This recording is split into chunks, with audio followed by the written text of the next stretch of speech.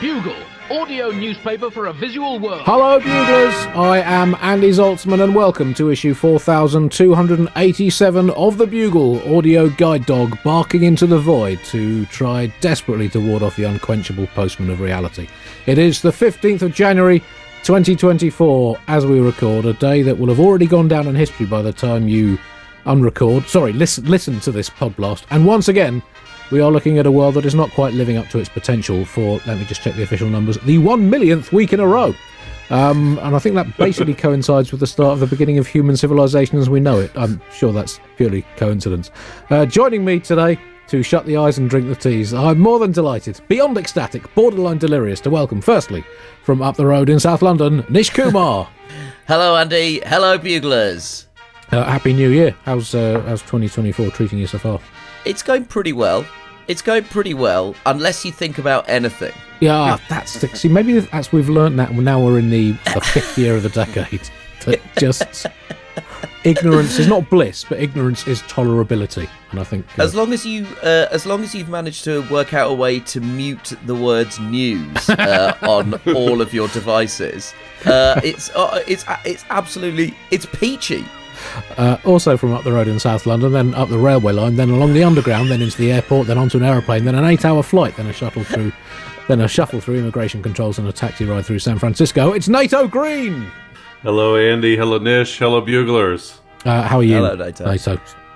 You know, I've been thinking about the challenge of being a political comic during times of great horror and how difficult it is to write jokes about horror. And it got me wondering what it would have been like if the Bugle had been a going concern during World War II. Would Andy have done a pun run of concentration camp names? Oh. Yes, I think so. Would Nish Kumar have called Goebbels a Yes, I think he would have. Would Tiff Stevenson had things to say about Hitler's fashion sense? Yes, obviously. I'll tell you, there would have been some pretty impressive background audio, given where Andy and I live, in direct relation to some of the bombing campaigns. We'd have had to do some bugles from an air raid shelter for sure. Well, I mean, that sounds like a premium bonus subscriber content that we need to record at some point. New spin-off series. Yeah. Also, if we all want to have our careers simultaneously cancelled, that might be the most efficient way of doing it. So, we are recording on the 15th of January. Tomorrow, the 16th of January, is the 2050th anniversary of Gaius Julius Caesar Octavianus being granted the title Augustus by the Senate in Rome, thus kicking off the Roman Empire. Yep, that's 2050 years ago. This second, the paperwork was signed to launch the all-new continent-conquering mega-franchise.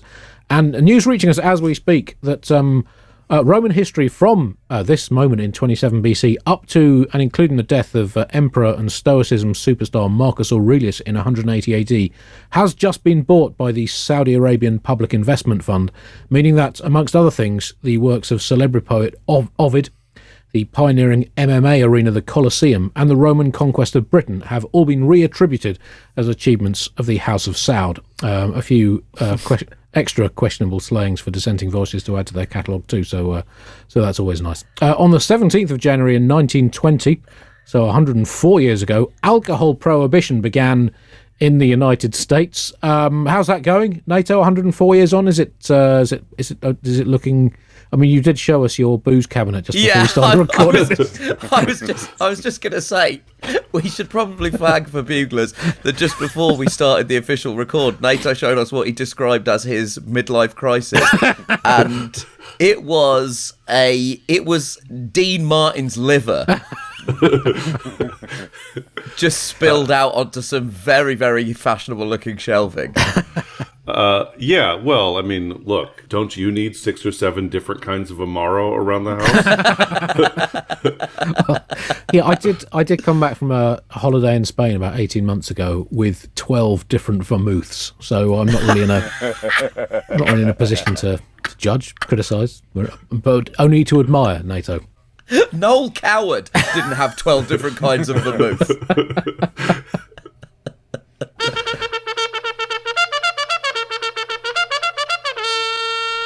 As always, a section of this podcast is going straight in the bin this week.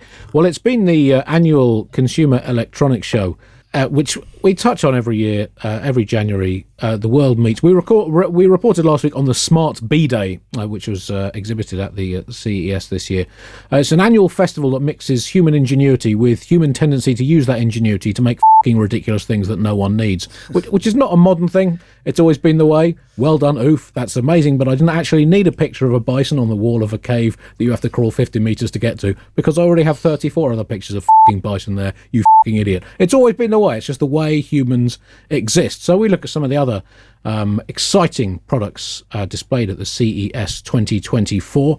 You might have read about AI pillows. But that's AI pillow, who I think played for Derbyshire in the 1930s. You can now get an intelligent smart pillow, smart cat flaps, which I assume stops the wrong cat getting in, which is good news if you live in an area with a lion infestation. Also, we review some of the products you might not have seen. The Solitudo Hermit Helmet, which is a special helmet that keeps you blocked off from all reality and news, just as Nish was calling for. This product has come, well, it's not quite on the market, it's just the first prototype. It's just a cardboard box at the moment, but it works pretty well. Also, the Robotic Auto Queen.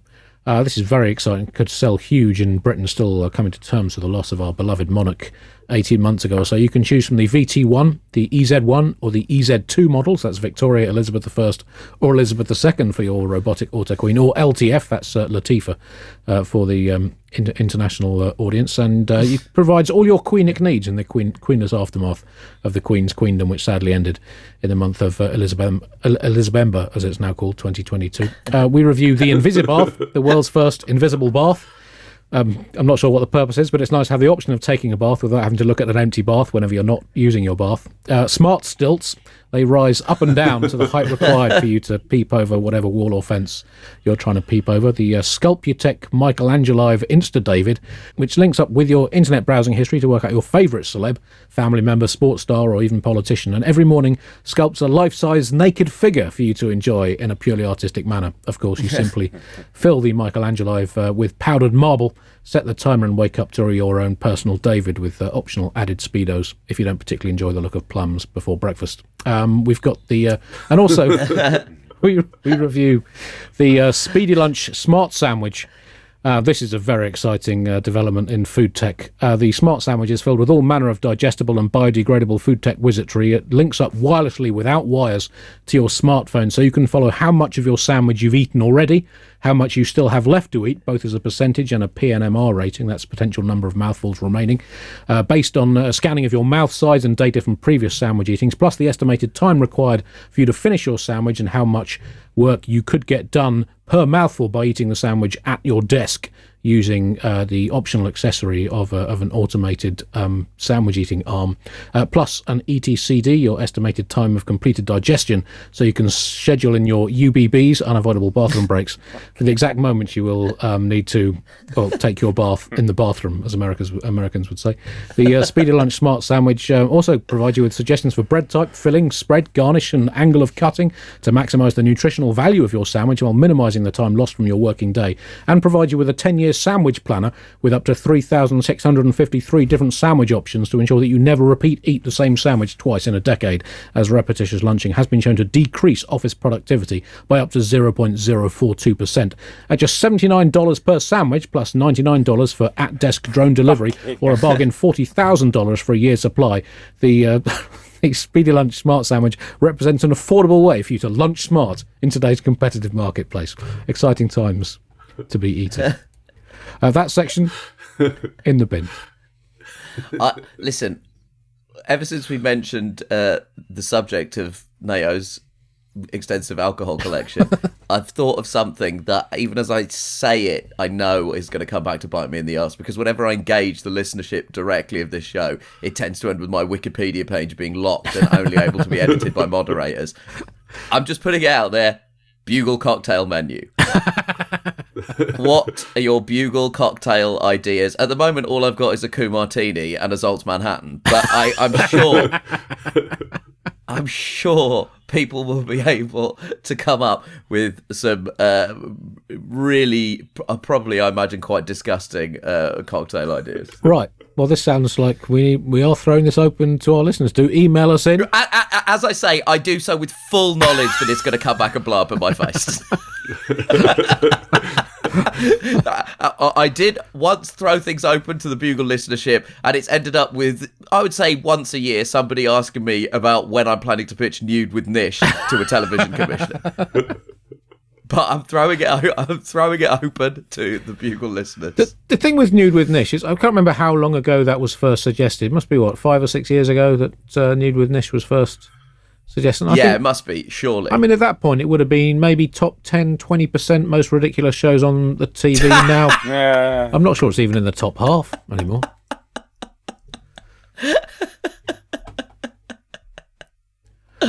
Anyway, send in your ideas. Chris, what's the current email address?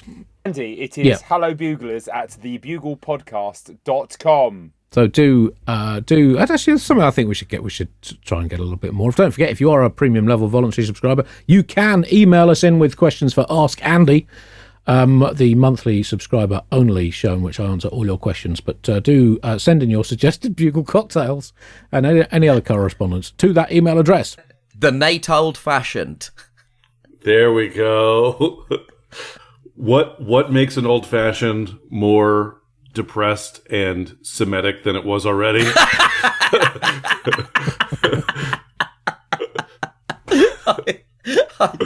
think it's going to be very hard for me to not quickly describe you as going, Nato Green, the depressed Semitic. That was your wrestling name, wasn't it?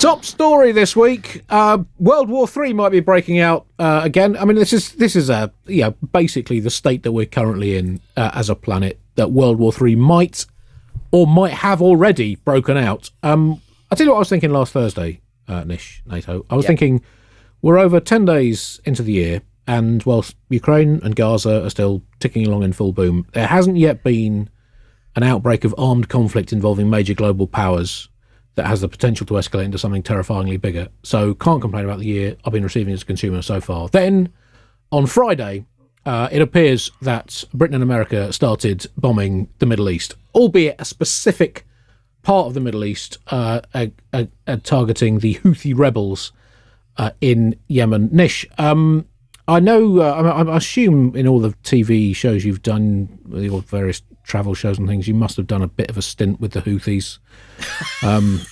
Like playing squash with Houthi rebels or whatever. Definitely not, Andy. If Nish had done a stint with the Houthis, they would have been cancelled already.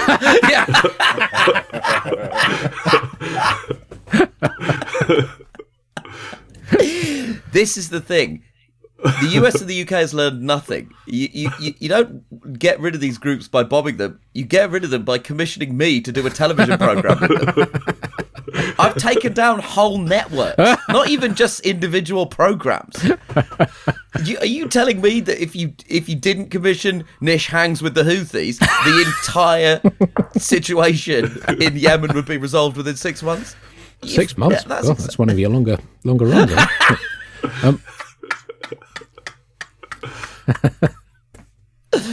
It's truly bad stuff. I think the news that the US and the UK are conducting bombing campaigns in the Middle East is so familiar to me that I think it caused my virginity to return.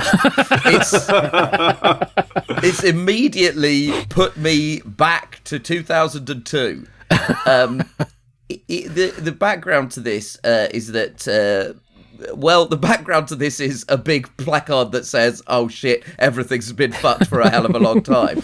But the more specific background to this is the Houthis are a group that emerged in the 90s and rose to prominence in 2014 after they rebelled against Yemen's government. And there's been a civil war in Yemen that's been conducted with the Houthis, who have a kind of Iranian backing, and the military coalition led by Saudi Arabia. And there is no sentence or situation that begins, middles, or ends well if it involves the phrase military coalition led by Saudi Arabia. That is just an absolute recipe for disaster. The Houthis are also known as Ansar Allah, which translates as supporters of God, which is immediately a red flag. Any group with God in its name or we love God, they're going to turn out to be definitely at best a spicy band of people. And it is difficult to observe lots of the kind of religious conflicts as they happen. You know, the Yemeni civil war has a Sunni Shia element to it, the Sunnis being the Saudi Arabians, the Shias being the Houthis. Obviously what's happening in Gaza has a huge religious component to it between Jews and Muslims, and it can feel surprising, particularly for someone like me who largely exists in a world of lapsed religious people. You know, I come from a long traditional line of lapsed Hindus. I'm currently doing a podcast with two of the most lapsed Jews in human history. I even know lapsed atheists. I know lapsed atheists. These are people who, to be clear, don't believe in God. They just really hate the stand-up comedy of Ricky Gervais and find his tone around atheism so unbearable that they're beginning to will there to be an afterlife so that he can be consigned to hell. But yes, now the US and the UK have decided it didn't work the first time, so we're just going to do it again. It really is. It absolutely really is the Superman film of ideas. We just it worked at one point, but it hasn't worked for a hell of a long time, and yet we still keep doing it. So what sort of kicked off the current flare-up was a number of attacks on shipping in the Red Sea. Since November, the Houthis have attacked more than 20 merchant vessels in the Red Sea using missiles, drones, helicopters and boats. The attacks have caused considerable chaos in the global trade because the Red Sea is one of the world's favourite shipping routes ever since the Suez giant waterslide fell down in 1869 and was repurposed in its new flat state as a canal. And the Red Sea is particularly crucial because these days, NATO, it requires a ship to go up and down it rather than just a Moses with a special stick to magic a special members-only crossing route. So you can see why it's so strategically important. The Houthis have said their attacks are in response to the Gaza situation, which let me just check whether it's been sorted out. I'll just check the webpage. Nope, still. Oh, sorry, that webpage hasn't been updated for 4,000 years. I'll just refresh it. Still no. So it's a bit of a mess. In November, the Houthis seized the Galaxy Leader, which is not quite as exciting or sci-fi as it sounds, sadly. The Galaxy Leader being a ship, a 21-year-old ship of Polish origin, Japanese-owned, Bahamas-registered, classic 21st century child of the world. And they've been using it as a tourist attraction. There's still 25 hostages on board, which is not exactly a dream day out as a kid, is it? Would you like to go to the playground? No. How about roller skating? No. Would you like to go to the petting zoo? No. Well, you suggest where you want to go for the day out, darling. I'd like to go to a hijacked cargo ship with 25 hostages on, please, Mum. I'll tell you what, the Houthis really need to take more of a leaf out of the British government's book, because what they're doing at the moment is they've stolen something and they're allowing people from their country to come and view it. What they should be doing is stealing something and then allowing people from the country it was stolen from to have a look at it. That's basically the entire purpose and existence of the British Museum. Hey, people from other countries, come and look at your own shit in our country. Politically, it's caused sort of an uproar in the United States because, Biden just did it. He just, started bombing Yemen. The thing that in reading up on it that I realized that what they keep being described as the Houthi rebels, but they control the capital. Yeah. And normally, if you control the capital, you're the government. So I don't know why they keep calling them rebels, but anyway, Biden just did it, and people were like, "You bypassed Congress," and Biden's response was sort of like, "What do you mean I can't just bomb the Middle East? This is what we do." Yeah. What Biden's policy in the Middle East is like, it's sort of a masterstroke of like simultaneously being complicit in mass death in Gaza and starting a potentially escalating war with global powers and causing himself to lose an election in the United States in 2024 by alienating key constituencies. And bring in Trump 2.0, it's difficult to overstate how breathtakingly bad a political calculation this is for the Biden administration, because I guess he thinks it's just the 80s and it doesn't matter. It's like, and that he like definitely didn't learn anything from 9/11. It reminds me that the container ships are no joke. Like container ships, I was at the beginning of the Iraq War. There was a protest at the port of Oakland. At the first day of the Iraq War, we blocked streets in San Francisco and they arrested us, and it was a nice day. And then a month in, there was a ship going from the port of Oakland to deliver weapons to Iraq, and we went to protest the ship, and the Oakland police opened fire on us. And it's a good reminder that if you start with global commerce, they will destroy you. If you want to do a hunger strike or wave a flag or put orange powder on a snooker table or glue yourself to a painting, have at it. But once you start mucking about with container ships, then it's on like Donkey Kong. Well, it just shows that how important these supply lines are. And until we get a global network of special vacuum tunnels drilled through the Earth's core to transport goods from anywhere to anywhere else, this kind of thing is going to be problematic. So really, we've had that technology, I think, for at least, I don't know, let's say 5,000 years. We could easily have done it. The Yemeni civil war that you mentioned won the much coveted award of world's worst humanitarian crisis from the UN in March of last year. It's a 10-year conflict that has left over 20 million people in need of humanitarian assistance. But there has been some hope for a de-storming of the situation, with various negotiations in progress and a tentative, fragile peace deal between the Houthis and Saudi Arabia, although that could be thrown into jeopardy if the Houthis take over Sunderland Football Club, bitter local rivals of the Saudi-owned Newcastle United. So we'll just keep you up to date with that. For those of you unfamiliar with them, a few quick Houthi facts in our Houthi fact box. The Houthi are based in western Yemen and are made up of an estimated 20,000 individual Houthises who align themselves politically with Iran. The kingdom of Houthitania was long thought to be fictitious, but in the 1980s it was discovered by explorers searching for evidence that Indiana Jones was real. The Houthi rebels take their name from Jean Ferry Rebel and his son Francois Rebel, the 18th century French composers. And finally, how many Houthi rebels does it take to change a light bulb? One. Same as with most other people. And those are your Houthi facts. I really feel, Nato, that you're not giving Joe Biden enough credit here, because he did win an election on the basis that he was going to unite a fractured and divided nation. And he has united them in that everyone thinks this is a bad idea. He has managed to be criticised for this bombing campaign by Ayanna Pressley and Matt Gaetz. Those are two people who are not just politically polarized, they're barely the same species. Ayanna Pressley is a human being, and Matt Gaetz, I believe, is some sort of sewer-dwelling reptile. Yeah, he definitely. I mean, he did unite the left and the right also in supporting the Israeli military, because if you look at Congress, the right wing position in Congress and the Senate is that they just support the massacre in Gaza because they don't believe that Palestinians exist. Yeah. And the liberals in Congress support the massacre in Gaza in a sort of like, it's tragic that Israel has no choice but to massacre 20,000 civilians in the name of self-defense. It's too bad that Hamas keeps making them do that. Yeah. Yeah, and it's nice to see the liberals line up in support of the famous international liberal Benjamin Netanyahu. A man whose only crime is crime, lest we forget. And lest we forget, I've said it before and I'll say it again, went to high school in Philadelphia. And if you're looking for someone to be both racist and belligerent, a Philadelphia high school student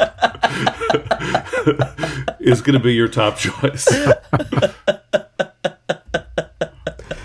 Well, someone else has been weighing into the issue with words of wisdom, and that is the British Defence Secretary, Grant Shapps. And there's been many collections of words on the Bugle over the last 16 and a half years that shouldn't have existed, and Defence Secretary Grant Shapps has to be right up there, but he is Defence Secretary amidst the current political chaos that the Conservative Party have enveloped themselves and the nation with.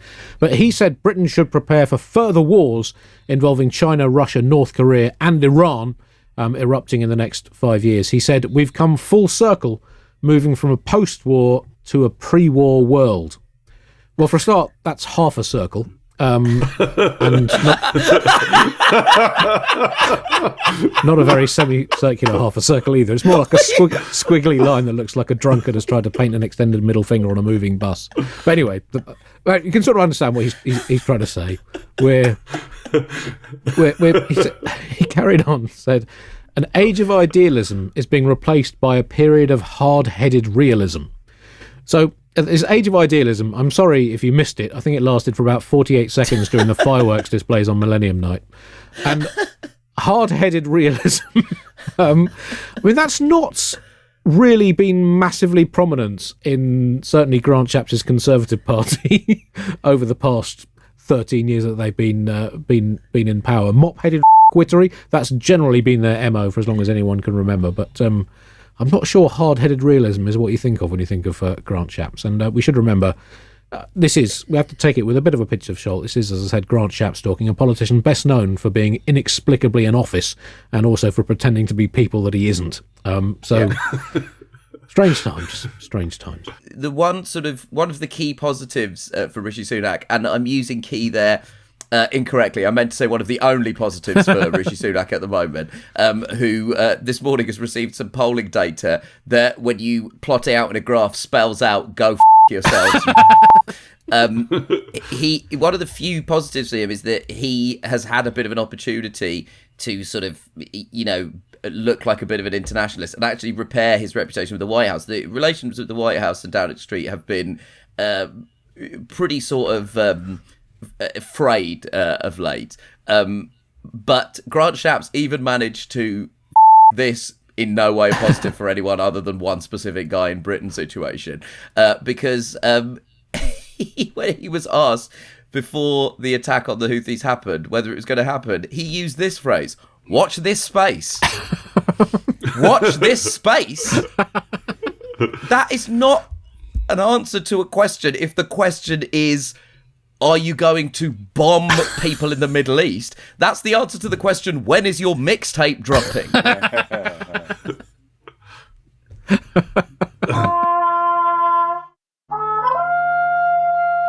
Moving on now to Britain news and exciting times here in the UK. We no longer need a legal system at all because it turns out that TV drama does the job far more efficiently. A national scandal dating back 25 years, which has been sort of in and out of the public eye to various degrees over that time, has been jabbed forcefully into the public eye socket by a hit TV drama series, Mr. Bates versus the Post Office, examining how hundreds of postmasters working for the Post Office faced prison, financial ruin, career devastation, public abuse, all because of a dicky computer program allied to massive institutional failings in the Post Office. Now, Nish, I mean, this has been, it's not sort of right to say that it's been completely ignored over this, because a lot of people have done some great work trying to push it forward, but it did take this hit TV drama on ITV for people to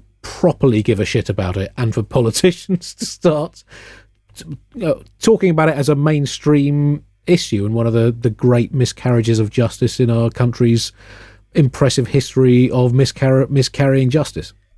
Yeah, it's faulty computer software. It resulted in, basically, it made it look like the people running the post offices were stealing money when in fact that they weren't, and it had huge and significant real world consequences. Around 230 post office workers were imprisoned on false charges of theft and fraud. Thousands of others were implicated. The scandal has been directly linked to, I think, 4 suicides as well. It has been a horrific and completely, it seems, sort of unnecessary miscarriage of justice, and that's just the result of, as you say, Andy, a faulty computer system and then massive institutional failure. And there's been so much journalism about this. People have written books, people have made podcast series. But here's the thing. Toby Jones is a very good actor. And it turns out that was all we needed the entire time, was just whack Toby Jones in a drama. And I'm going on stand-up tour later this year. I'm thinking of having myself played by Toby Jones, just to guarantee that people give a shit about the goddamn show. I might just wheel him out at the end to heighten the emotional significance of everything that I'm saying. So it was a dramatisation of one of the cases. The real man is a guy called Alan Bates, who sort of spearheaded the legal battle against the post office and the false accusations around 3,500 people. And it's what it has done is it's meant that there are actually going to be consequences for this thing. I mean, so far, the only consequences have been the former post office chief executive, Paula Vernels, who to return her CBE. So arguably, we would like more consequences than acronyms being removed from people's names. I sort of feel like my concern here is that she goes, listen, I've given back my CBE, so I think we can all agree 0-0. Yeah, case closed. Let's just draw a line. Draw a line underneath it. What is CBE? Oh, so that is a citizen of the British Empire, which is one of the honours that were now the British honour system is one of the many arcane, anachronisticismical anachronisms with which we like to delude ourselves that we're still the greatest known nation in the entire universe. And they sort of vary. You put empire in the name. Yeah. Yes, exactly. So the empire, I mean, just to bring you up to speed, doesn't entirely exist anymore. But for whatever reason, I'm not judging, not saying it's right or wrong that it ended. It just, some things, there's a time to end everything. But we still keep it in the name of the honours that are given out by the government, OBEs, CBEs, MBEs. I mean, is it, you may ask, time for us to let go? But I would say to the rest of the world, just let us in Britain work through our post-empire national irrelevance syndrome issues at our own pace, because our PENIS is huge and we can't stop thinking about it. I would like to invite the audience of the Bugle to write in with suggestions of what the E for empire should be replaced with in future honors bestowed by the crown. I mean, I think in many ways what Paula Vernels has done is completely inappropriate. Because I think there could not be any more apt situation for someone to have an honour that has the word empire in it if what you've presided over is systemic cruelty, institutional incompetence and the exploitation of poor people. That is the British Empire through and through. And if we're going to keep empire in, let's start rewarding people for appropriately empire reminiscent crimes. If you get in trouble at work for destroying official documentation that proves malfeasance, you should immediately get an order of the British Empire. That's what this damn thing was about. Itmar Ben-Gvir should definitely be in line for some sort of honour from the British Empire. Well, what is one of the most baffling things about it? There are, I think, something like 1,150 post offices in the UK. And you'd think if you ended up prosecuting hundreds and hundreds, even thousands of people who ran them or worked in them, you might think this does seem like an awful lot more prosecutions than we usually do. Should we just make doubly sure there isn't some common factor that's causing it to look like all these people are stealing all this money? It is absolutely baffling. And it showed how much we just blindly rely on technology, and also the power of institutions that a lot of people were basically coerced into pleading guilty in order to avoid more severe punishments. People were paying back the money they were accused of stealing out of their own pockets just to make these threats of prosecution go away. It is a dark, dark stain on this country's recent history. The computer company responsible for the faulty software was Fujitsu. The software was caused Horizon. That's caused these decades of suffering and injustice. However, Times have moved on. The computer company which has followed Fujitsu and now provides the successor software to the original Horizon is called Fujitsu, and that new improved software is called Horizon. So that's just the way we do things in this country. So the government has now said it will overturn all the convictions of the sub-postmasters affected, which sets a dangerous legal precedent of the government getting involved in the legal process. It comes at a risk of some wrongful exonerations, which probably doesn't... It might be just a rare case of two wrongs making a bit of a belated right. Ideally, this would be settled through proper legal channels, but the government is obviously fully aware that it's been running the legal system for the last 13 and a half years, and it is fucking clogged up with years' worth of unheard and delayed cases. Maybe someone could invent a computer system that comes up with speedy verdicts on who is or isn't guilty.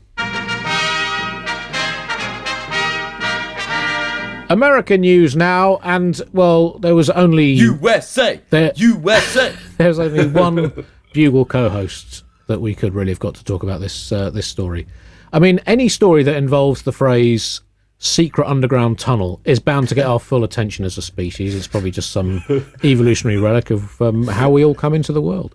But when this phrase secret underground tunnel, the story also includes phrases such as illegal excavation work, brawl between police and Hasidic Jewish worshippers, alleged Messiah, synagogue versus cement truck, and just fill the f***ing thing back up with concrete, mate, then this is one of the great news stories of all time. Nato, you are our Jewish people digging tunnels under synagogues correspondent. This is absolutely sensational, isn't it? It's quite incredible, Andy. So, I mean, obviously, there's been a lot of talk and hullabaloo about Hamas having tunnels under Gaza, and like it's some big thing. But watch out. Here comes Chabad.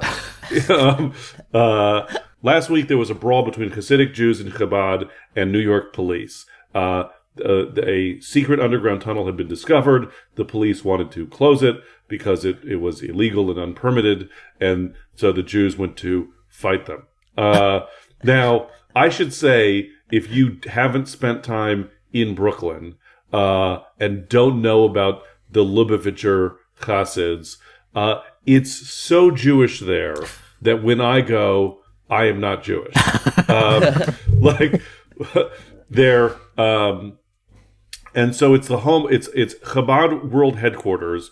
And there's a synagogue and there's some other buildings, and some people had burrowed 60 feet of tunnels underneath the buildings. The police came and a group of young men were blockading the tunnels to prevent them from being sealed, and they fought the police. And once again, as is so often the case when police are confronted by Jewish protesters, the police did not fear for their lives. Chabad was once led by Rabbi Menachem Schneerson, who died in 1994, the so-called Lubavitcher Rebbe. And some of the young men in Chabad believe both that he is the Messiah and still alive at the same time. Neat trick if you're the Messiah.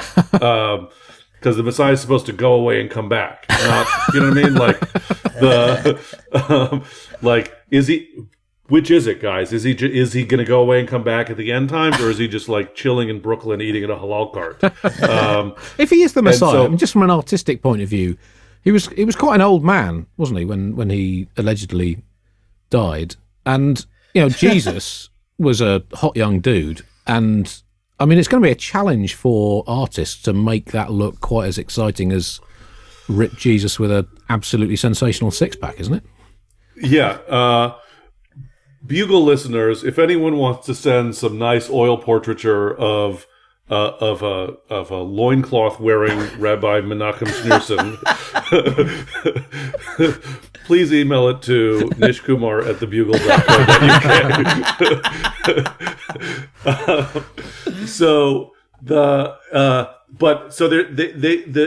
His devotees were the young men. It was all the men who were arrested were between 19 and 22, and they were all they were a part of a breakaway group or a division within the Chabad movement that believed that Menachem Schneerson wanted them to expand, which I get that part makes sense to me, but specifically wanted them to expand by burrowing underground where they already were, which is the part where they lose me.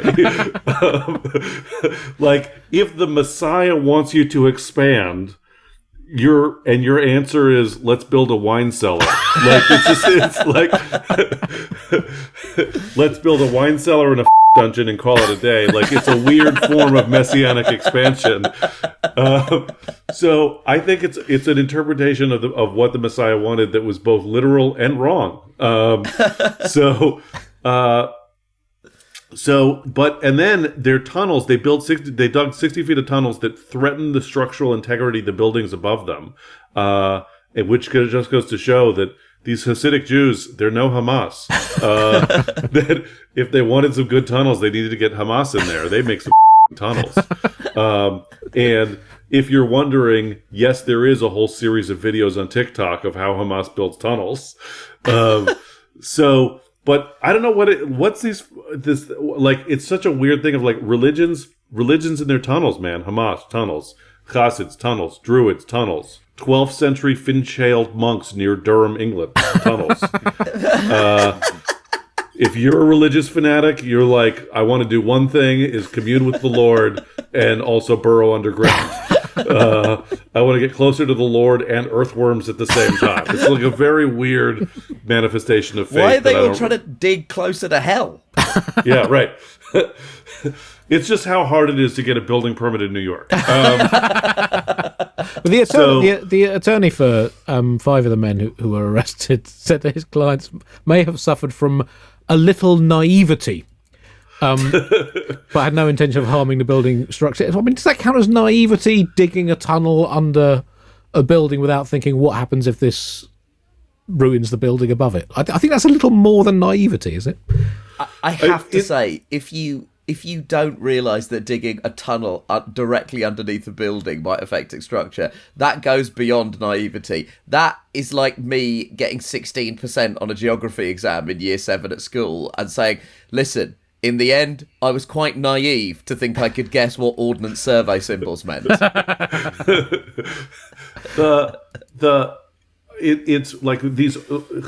They live to study the text. They study the Torah. That's they have a deep connection to our classic texts. And as a Jew, I have to say the texts are perfect. The Torah, the Talmud are perfect and inspired by God, but dodgy on the details of what constitutes an effective load-bearing wall. Obviously, this is a hugely entertaining story. Also, obviously, because it's a hugely entertaining story that involves Jewish people, it's provoked a deluge of anti-Semitic comments. Because, well, it's the 21st century, the internet exists, and humans have a statistical tendency to act like so there we are. It's a story in many ways that sums up where we are as a species. We can't even enjoy a funny story about some weird people digging tunnels without people being anti-Semitic. We don't deserve funny stories about tunnels as a species. Just quickly before we go, Nato, the 2024 presidential election begins in earnest in the next few days with the Iowa primary. Can you give us a little dose of optimism to start the year? That's going to be a no, fam. All right. Okay. Okay. Always with their nose. No for me.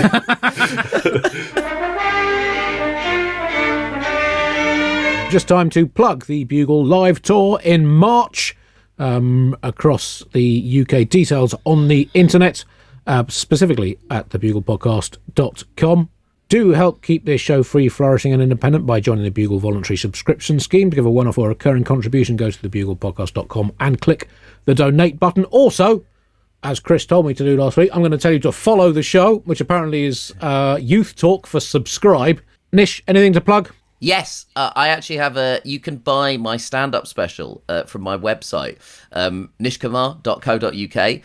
It should be of some, I guess it will be of some interest to Buglers specifically, because it's a stand-up show largely dealing in the aftermath of the Lord's Taverners bread roll incident, which was actually covered for the first time on the Bugle. I think after it happened, it was in the news, and then we did the Bugle, I think, a couple of days later, and Andy attended the recording dressed fully in his Lord's Taverners cricket uniform. Which I'm he feeling a obtained, little guilty about that now, to be honest. After he did the same gig in what actually turned out to be something of an incident-free performance. Sadly, I did not have such an incident-free performance, and the show is called Your Power, Your Control, and it's available from nishkumar.co.uk, and it deals in the specifics of that incident and the kind of aftermath, and the subsequent meeting I had with the police to discuss death threats, and a lot of fun stuff in there. So yes, if you're a Bugle fan that remembers that incident, or if you're the Bugle fan who turned up to one of the performances I did of the show and threw a bread roll at me before, I would say, quickly coming to regret that decision. It would, I'd suggest buying it. And also, the great thing is that it's £9.99, which, thanks to the actions of the Conservative government in the last decade, is worth a lot less in other currencies than it once was. You can hear Nish's performance in said episode of The Bugle in Top Stories later this week. Oh, yeah, that's right. When Nish does his bloody voiceover. Yeah, it's the unspoken issue at the heart of a lot of this plugging is I need to get back to Andy about dates for the live shows, and I need to record the intro for Chris. Even though amazingly, I would say that this is one of the most competent plugs we've ever done on the Bugle. Yeah, pretty good. I think I might write a stand-up show about how well my Lord's Taverners Christmas lunch went. Tremendous charity. Nato, what have you got to plug? Well, as usual, Mr. Nato Green on Instagram, a couple albums out. January 27th and 28th, I'm doing some political shows for SF Sketchfest. 27th is a stand-up show, and 28th is the live podcast of The Bituation Room, some political chat. At February 3rd, I'll be in Portland, Oregon at the Siren Theater. And then February 10th, 17th, and 24th, I'm doing a run of shows at the Berkeley Rap Theater with W. Kamau Bell, getting the band back together. That's it. This is the best plugs we've ever done. Yeah.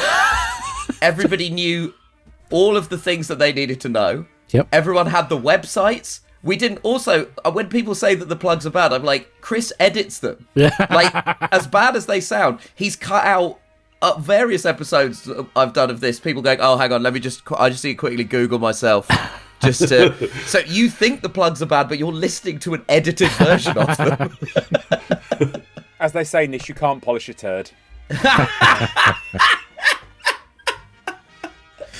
But you can get it to prep what its website URL is. Yes. Right, that's it. Thank you for listening, Buglers. Thanks as always to Nish and Nato. Thanks to Chris for putting it all together. We will be back next week with Ria Lina and Josh Gondelman. Until then, goodbye.